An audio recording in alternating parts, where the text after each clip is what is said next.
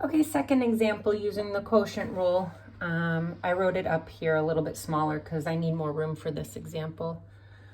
Again, here's your function, y equals 4 square roots of x all over x squared minus 2. So again, the first thing that I would do is change this square root of x to the 1/2. So 4x to the 1/2 all over x squared minus 2.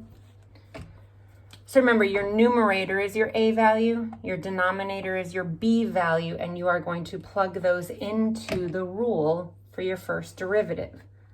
So dy dx, your first derivative. Find the derivative of your numerator, a prime.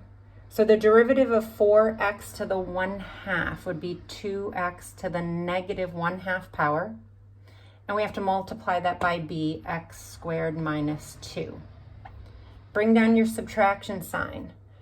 A, 4x to the 1/2, times b prime, the derivative of the denominator, which becomes 2x, all over the denominator squared. So x squared minus 2 squared. So I'm going to take this 2x to the negative 1/2 and I am going to distribute it. So our first derivative, dy dx, is 2x.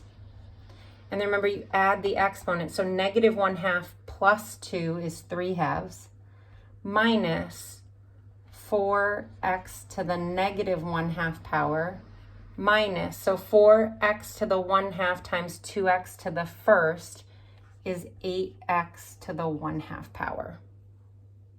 And that is all over x squared minus 2, that quantity squared. So when you combine like terms, oh, I'm sorry, I made a mistake. 1/2 plus 1, that's 8x to the 3/2, sorry. So you're going to combine these two terms right here. So your first derivative, dy dx, 2x to the 3/2 minus 8x to the 3/2 is negative 6x to the 3/2 minus 4x to the negative 1/2, all over x squared minus 2, that quantity squared. But you want all positive exponents. So remember, you can multiply anything by 1 and not change its value. So I'm going to create the number 1, but I am going to use x to the 1/2 over x to the 1/2. So if I take x to the 1/2 and multiply it by each term in the numerator, that gives me negative 6.